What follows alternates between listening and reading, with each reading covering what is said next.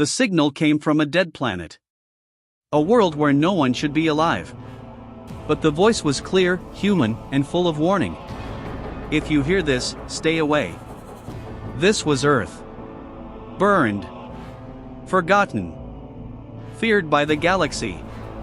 No ships dared to go near it, until now. The Varnak were the most feared species in the stars. Strong. Ruthless. Survivors of their own death world. They thought they were the deadliest beings alive. Until they met humans. What happens when the hunters become the hunted? Let's find out. The blackness of space was silent. In that cold emptiness, a single ship floated quietly, its engines low, its lights dim. This was the Varnak recon vessel Cortan. Inside it were creatures made of thick, gray armor skin and burning red eyes. The Varnak. They were warriors. Survivors of a cruel, poisonous world. Their home planet, Vortal, had storms that could strip metal, plants that could eat bone, and animals that killed for fun. The galaxy called their world a death world. And so, the Varnak wore the title with pride. No one survives like us, their commander often said. No one dares to. But then, the signal came. It started as a whisper, an old radio message, hidden in the static. The Varnak crew picked it up near a small, blue planet. A planet called Earth. Commander Aratok leaned over the control panel. This planet is marked dead, he said, confused. Humans went extinct, long ago. The science officer hissed. Still, this signal is human. It is, recent. The crew stared at the blue planet below them. Earth was covered in clouds, but its surface looked broken, burned. Cities in ruins. Nature overgrown. No signs of life. No lights. No power. But the signal continued. Do not come here. We are not your enemies. But we are not weak anymore. Aratok growled. Prepare a probe. Let's see what hides in this ghost world. A small drone was launched. It entered the atmosphere quietly, scanning the land. For a few minutes, it sent back images, destroyed buildings, burned forests, and strange, metal shapes buried in the dirt. Then, the signal went black. The drone was gone. Destroyed? Asked one of the crew. No, replied the engineer. Taken. The crew looked at each other in silence. Something, or someone, had taken the drone. Launch another, the science officer asked. Aratok shook his head. No. We go down ourselves. 2 Varnak soldiers were sent to land near where the drone vanished. Hours passed. Only one returned. His armor was cracked. His arm was broken. His eyes, full of fear. We were not alone, he said. Aratok leaned forward. Who attacked you? The soldier shook his head. Not beasts. Not machines. People. Humans. Aratok's voice turned cold. Impossible. Their species is extinct. The soldier's voice shook. They were fast. Silent. Angry. Like ghosts. But alive. Very alive. The crew listened in silence. Something was very wrong. The science officer turned to the others. How did they survive this long? The planet is poisoned. Their systems are gone. Their tech is old. Aratok didn't speak. He stared at the planet through the ship's window. If they survived all this, then they become stronger than before, he whispered. Maybe even stronger than us. Suddenly, the ship's alarms rang out. Another signal. But this one was different. A video appeared on the screen. Static at first, then a shadowed face. Human. His eyes were sharp. Calm. Focused. His voice sent chills through the Varnak crew. You came here thinking we were dead. You came looking for weakness. But all you found was the true meaning of survival. Turn back. Or stay, and learn what it means to fear a Deathworlder. The screen went black. The crew was silent. Even Aratok had no words. For the first time in centuries, the Varnak felt something new. Not anger. Not pride. Fear. They had spent years thinking they were alone at the top, the strongest in the galaxy. But now, something stronger had awakened. Something human. Something terrifying. And Earth was no longer just a dead world. It was the birthplace of monsters. A warning message was sent from Earth. But Earth was supposed to be dead. So who or what is speaking? The Varnak believed they were the strongest species in the galaxy. They had survived the worst kind of death world. But now, their greatest fear has returned. Humans. A species the galaxy tried to erase in a brutal war. But maybe, they were never really gone. What happened in the Forgotten War? And what did humanity become after it? Let's find out. The Varnak ship, Kortnan, floated above Earth like a silent shadow. Inside, Commander Aratok stared at the black screen. The human message kept echoing in his mind. Turn back. Or stay, and learn what it means to fear a Deathworlder. It made no sense. Humans were extinct. Everyone knew the story. Or thought they did. Aratok gathered his officers. What do we truly know about humans? He asked. The science officer pulled up old files. Before the Great Galactic War, humans were considered low-tech. Curious. Dangerous because of how fast they adapted. Aratok frowned. And during the war? The officer hesitated. They fought 12 species at once. The room fell silent. They were outnumbered, outgunned, but they never gave up. They learned every weapon, every weakness. They turned their cities into traps, their bodies into weapons. Even when their skies burned, they kept fighting. But then, they vanished, another officer added. The screen showed old footage, human ships exploding in space, Earth cities falling in fire. We thought they were destroyed, the officer said. Their planet was ruined. No signal for hundreds of years. And now, Aratok looked back at Earth through the ship's window. Now they speak again. A second signal was detected. This one was older, buried deep in space, bouncing between satellites. They played it. A voice. Human. Tired. Cold. This is Captain Mira of Earth Defense Command. If anyone hears this, know that we did not fall easily. We are not gone.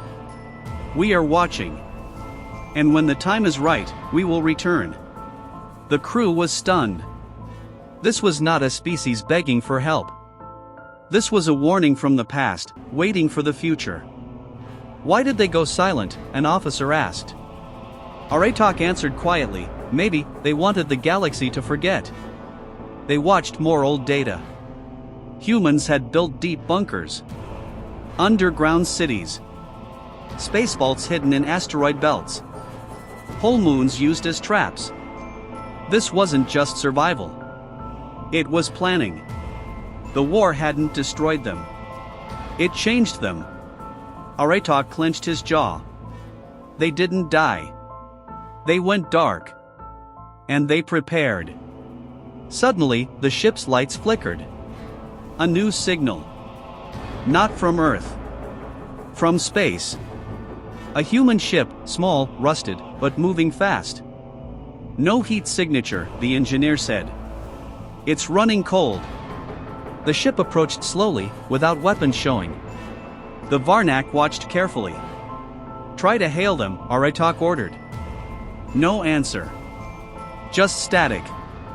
Then, a message appeared on screen. You found us. Now ask yourself, why didn't we hide? A moment later, the human ship vanished from sensors. No engine trails. No sound. Gone. Aratok stood still. This wasn't war. This was a message. They were being tested. Humans knew the Varnak were watching. They wanted them to see just enough, and no more. "They're warning us," the science officer said. Aratok nodded. "Or, playing with us." They pulled up one last file, an ancient recording from a captured alien during the Great War. His face was full of fear. "They are not like us," the alien said. "They fight like machines but feel like animals. I saw a human throw himself into fire, just to save another. They fear nothing. Not even death." The final words of the recording sent chills through the room. "We thought they were weak. That was our first mistake." Aratok turned away from the screen. He had seen enough. This wasn't just another species. Humans were different. They were survivors. Warriors. And if they were still alive, the galaxy was in trouble. Earth wasn't dead. It was sleeping. And now, it was waking up. 2 soldiers landed on Earth. Only one came back. And he said just 3 words. "They are alive." The Varnak believed they were the only survivors of a death world. But Earth is not empty. And the humans who survived? They are faster, stronger, and far more dangerous than anyone imagined. What happens when 2 Death World species go head-to-head? Let's find out. The lights on the Cortan ship were dim. The surviving soldier was on the floor, shaking. His armor was torn. His weapon melted. One eye, blind. Commander Aratok stood over him. "Tell me," he growled. "What happened on the surface?" The soldier's voice was weak, broken. "We landed near the old ruins. Near where the drone disappeared." Aratok nodded. "And then?" The soldier swallowed hard. "They were waiting." Silence filled the room. "Who was waiting?" the science officer asked. "Humans," the soldier whispered. "But not like the ones in the files. These ones moved like shadows." He paused. No sound. No warning. "My partner was gone in seconds. I didn't see what took him. They let me go," he added. "On purpose." Aratok's eyes narrowed. "They let you escape, to send a message." The science officer tapped on a screen. "There's movement near the drop zone, signals in the trees, heat trails." "Show me," Aratok said. The image showed dark shapes, human shapes, hiding in the forest. Waiting. "These are not survivors," the officer whispered. "They're soldiers." Aratok turned to the crew. "Send the battle unit." 10 Varnak warriors, fully armed, dropped from the ship. Trained killers. The best of their kind. They didn't return. Not one. Their helmet cams showed flashes, blades in the dark, fast-moving figures, strange weapons made from scraps. Human weapons. Deadly. Silent. And then... darkness. Back on the ship, fear spread among the Varnak. "We can't fight what we can't see," said one officer. Aratok clenched his fists. "We are Deathworlders. We don't run." But deep inside, even he felt doubt. These humans weren't just survivors. They were hunters. The next morning, another signal appeared. A live feed. A human woman stood in front of a broken Earth flag. Her face was dirty. Her eyes were cold. "You think you're strong because you've survived your world," she said. "But you had technology. Weapons. Power. We had nothing. No food. No fuel. No help. And still, we're here." Her voice was calm, but sharp like a knife. "You call your world a death world." She stepped aside, revealing the remains of a massive Varnak battle drone, torn apart by hand. "This is Earth. And here, we are the Deathworlders." The feed cut. Total silence followed. Aratok couldn't look away. The Varnak had spent centuries believing they were the top of the food chain. But Earth just changed the rules. The science officer ran more scans. There are cities underground, powered by geothermal energy. Tech is old, but upgraded. Humans have adapted to radiation, to cold, to starvation. They evolved into something else. Aratok stared at the planet below. They didn't survive the war. They survived what came after. Just then, the ship's alarm rang out. Something was moving fast beneath the clouds. Unidentified human aircraft, the pilot shouted. It's coming toward us. No heat signature, no weapons detected. But it didn't stop. It flew past the ship, so close it almost scraped the hull, then disappeared. Aratok growled. They're testing our response time. A message followed, short and clear. You're not hunting us. You've just entered our hunting ground. Aratok stood in silence. This wasn't a war anymore. It was survival. One death world against another. And the Varnak were no longer the apex predators. Earth had taken that title. The Varnak were ready for war. But they weren't ready for this.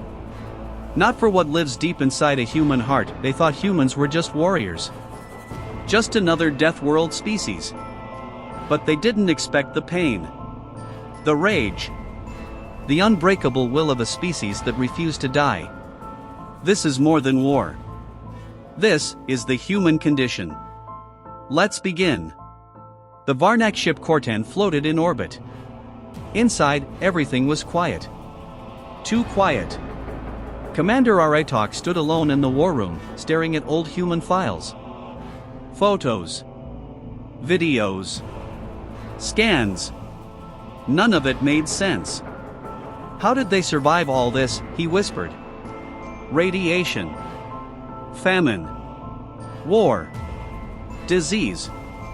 Earth had suffered every nightmare possible. But somehow, the humans endured. He tapped a screen.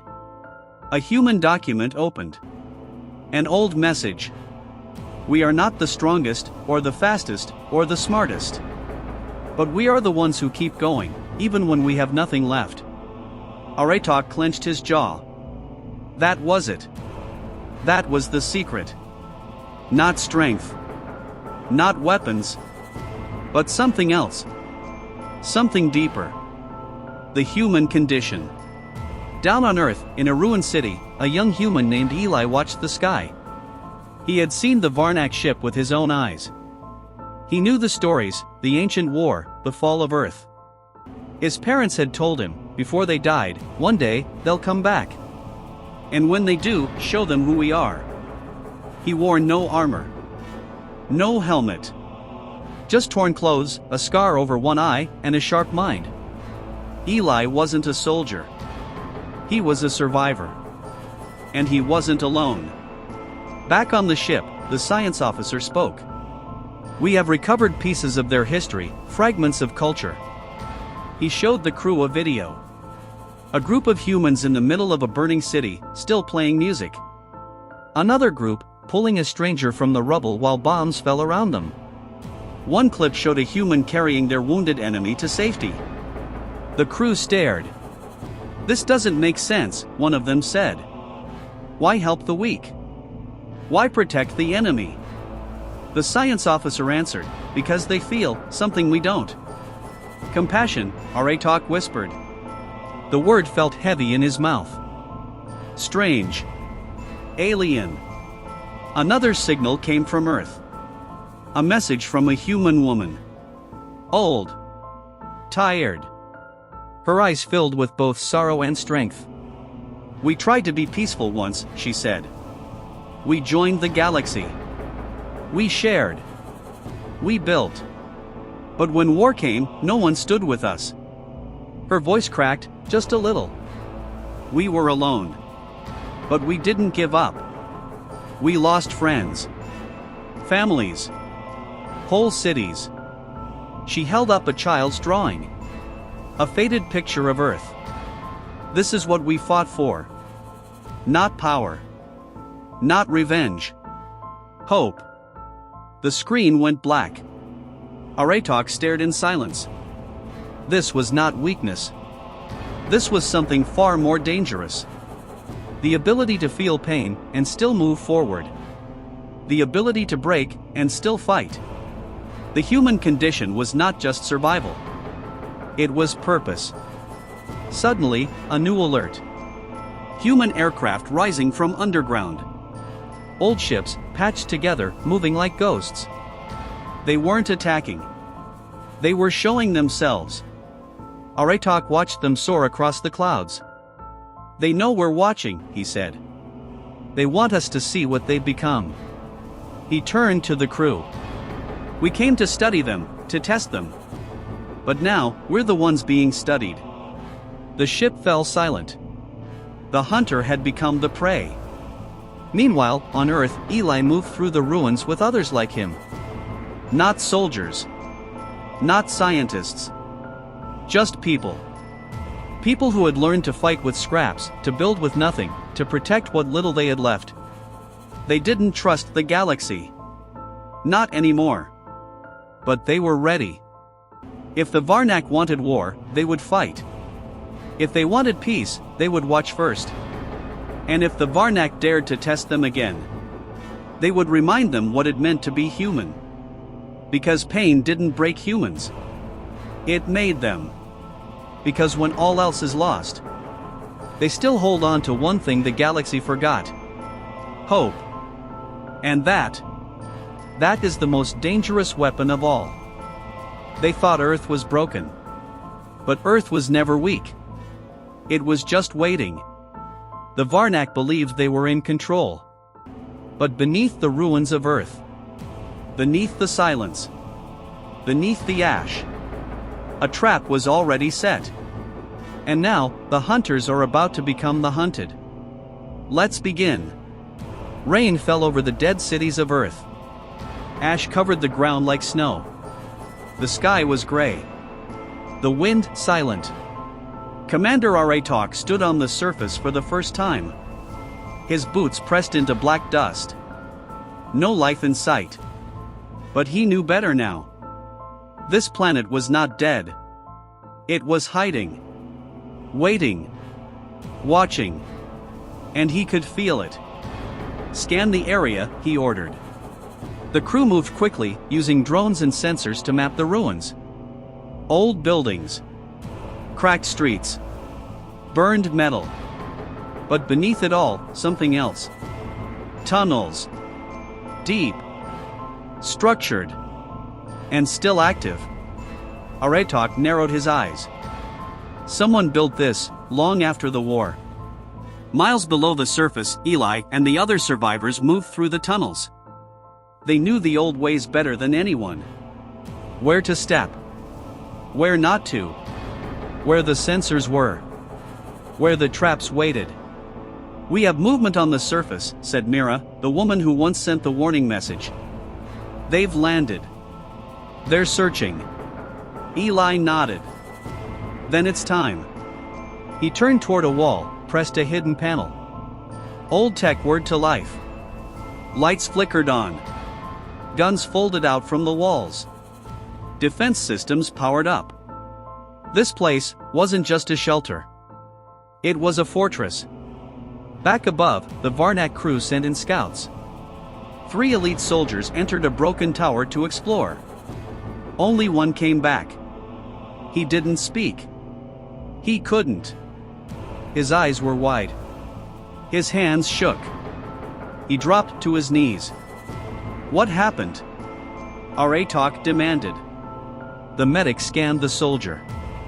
No wounds, but his brain is in shock. Extreme fear. He saw something, the science officer whispered.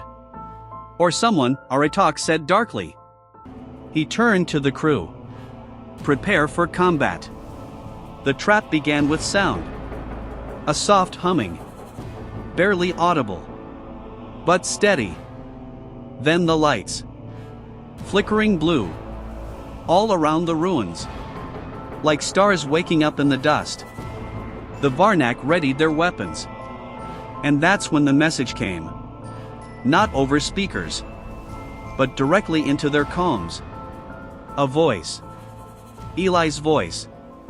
Calm. Confident. You shouldn't have come here. This isn't just Earth anymore. This is the home of the last true Deathworlders. And you are inside our nest. Traps began to trigger. Buildings collapsed inward by design. Roads opened into pits filled with broken machinery and energy spikes. Turrets popped from rubble. Lasers sliced the air. But no humans were seen. Only shadows. Only movement. The Varnak tried to pull back. But the more they moved, the more the city shifted around them. The ruins themselves were fighting back. Aratok barked orders. Regroup. Call the dropship. Too late. The sky opened up. Old human war machines, modified drones, rose from underground hangars. Rusty. Ugly. But deadly. And behind them, humans. Real humans. With cold eyes and steady hands. Eli stepped forward. Not in fear, but in strength. Aratok saw him and stepped into view. Two leaders. Two Deathworlders. Facing each other across the ruins of war. You ambushed us, Aratok said. No, Eli replied. You walked into a graveyard and started digging. Aratok raised his weapon. We came to learn. Eli didn't flinch. Then learn this: never assume a wounded animal is dead. It might still bite. Aratok hesitated. The human didn't act like prey. He acted like a predator. A cold wind blew through the streets. Dust swirled around them. For a moment, nothing moved. And then, boom! A Varnak ship exploded above them. Taken down by human stealth missiles launched from underground. Aratok turned to run, but found himself surrounded. Dozens of humans. Young. Old. Scarred. Armed. Eli looked him in the eye. You still don't get it, do you? He said softly. We didn't just survive. We adapted. We remembered. And while the galaxy forgot us, we rebuilt the battlefield. Above Earth, in the silence of orbit, the remaining Varnak ships watched the chaos below. One captain whispered, "We should never have come here." But it was too late. The trap beneath the ashes had closed. And Earth had claimed another victory. Even monsters feel fear. Even warriors feel doubt. And when Deathworlders break, they don't shatter. They explode. The Varnak thought they were unbreakable. But Earth has a way of finding your weakness and turning it against you. Pain. Loss. Regret. This is the moment when fear becomes fury. When even Deathworlders begin to fall apart. Let's begin. Commander Aratok sat alone in the ruined control pod of his downship. Smoke curled in the air. Wires sparked. Outside, the humans were hunting. They weren't rushing. They didn't need to. They had already won the battle. Now they were watching. Waiting. Aratok stared at his reflection in a cracked screen. His armor was burned. His eyes swollen. His pride gone. He clenched his fists. But the anger was cold now. Not fire. Ice. He remembered the faces of his fallen crew. Strong warriors. Fearless. Dead. He had promised them survival. He had promised them power. But now, they were nothing more than smoke and ash. Aratok whispered, "How did it come to this?" In the human bunker below, Eli watched from a monitor. He saw the Varnak commander sitting in silence. He could have ordered the shot. He could have ended it right there. But he didn't. Mira looked at him. "Why are you waiting?" Eli shook his head. He's broken. Not defeated. He needs to feel it. On the edge of the ruins, a single human walked through the dust. No armor. No gun. Just old boots and a calm walk. An old man. Gray beard. Tired eyes. He walked straight toward Aratok's crash site. No fear in his steps. The Varnak scanners picked him up. Aratok looked up through the glass and saw him coming. Alone. No weapon, the sensors confirmed. Aratok stood slowly, opened the hatch, and stepped out to meet him. They stood in silence for a moment. Two survivors. Two relics of war. The old man spoke first. "You thought we were extinct." Aratok replied, voice hollow, "We thought we were alone." The man nodded. "So did we. Why didn't you finish us?" Aratok asked. The old man looked at the sky. "Because we've seen enough death. And because, maybe you needed to understand." "Understand what?" Aratok growled. "That we are not like you," the man said. He pointed to the ruins. "You fight to conquer. We fight to protect. You kill for pride. We kill only when we must. And we never stop fighting, even when everything is gone." Aratok's breathing grew heavy. He wanted to shout. To strike. To prove something. But he couldn't. Because in that moment, he realized something terrifying. They weren't the Deathworlders. The humans were. Because they had lost more. Suffered more. Endured more. And they were still standing. Stronger than before. Aratok fell to one knee. Not in surrender. But in shame.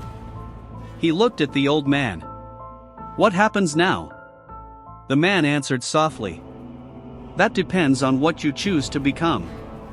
Back in orbit, the remaining Varnak ships waited for orders. Aratok's voice came through at last. "Pull back. No more attacks." The crew protested. "We are warriors. We don't retreat." Aratok answered calmly. "We've already lost, but not because we were weak. We lost because we didn't understand. We saw them as animals. But they are more. More dangerous, yes. But more human than we'll ever be." Down below, Eli and Mira stood beside the old man as Aratok returned. He placed his weapon on the ground. "I won't fight anymore." Eli didn't smile. He only said, "Then go. And tell the galaxy what you saw here." Aratok looked him in the eye. "I will." And with that, the war was over. Not with fire. Not with blood. But with understanding. And the silent breaking of a Deathworlder who finally saw the truth. The war is over. But the galaxy is listening now. Because Earth has something to say. They left humans for dead. But humanity survived the fire. And rose from the ashes. Now, the stars will hear the truth. About Earth. About pain. And about the strength no one believed they had. Let's begin. The stars were silent. The battles were over. The smoke had cleared. But something had changed. Forever. Commander Aratok returned to the Varnak homeworld. His ship was damaged. His voice quiet. He stood before the High Council. They expected victory. They got silence. What happened, they demanded. Aratok didn't answer right away. He removed his armor. Laid it on the floor. And said only one thing. "We were wrong." Across the galaxy, word spread fast. Earth lives. The humans survived. Whispers turned into reports. Reports turned into fear. But something else came too. Something unexpected. A signal. From Earth. broadcast in every known language. Every species could hear it. And the voice was human. Eli stood in a small room deep underground. A single camera pointed at him. He wore no uniform, just a jacket with a torn earth patch. His voice was calm, measured, real. To the stars, to the species who forgot us, we remember. You left us to burn. You turned your backs. You said Earth was finished. You were wrong. He stepped closer, eyes locked on the lens. We are still here. We are not your enemy. But we are not your servants either. We have changed. We had to. We fought monsters. And became something else. Not perfect. Not pure. But powerful. He paused. Then said the words that would shake the galaxy. We are the true Deathworlders now. Across hundreds of systems, species paused what they were doing. In markets. In war rooms. In ships and homes. They listened. Because the humans had returned. Not with fleets. Not with threats. But with truth. And it was more terrifying than any weapon. Mira appeared next to Eli in the broadcast. She held a small, dirty flag of Earth. And spoke with quiet fire. We will not invade your worlds. We will not seek revenge. But if you ever set foot on our soil again, if you ever think we are weak, remember what we built in the ruins. Remember the trap under the ash. Remember who you left behind. And how we survived. The signal ended. No music. No logo. Just silence. And the image of Earth spinning slowly in the dark. Scarred, but alive. On the Varnak world, Aratak watched the screen fade. He said nothing. But he understood now. Earth wasn't a battlefield anymore. It was a warning. Eli walked outside, where the sky was finally clear. He looked up at the stars. The same stars that had once ignored Earth. Now they were listening. And for the first time in generations, humanity had a voice. Not to beg. Not to ask. But to stand. And the galaxy would never forget that humans are not just survivors. Not just fighters. They are the storm. They are the scar. They are the story you tell your children when they ask, what happens if they come back? Now they know. Earth came back. And it left a message. For every star in the sky.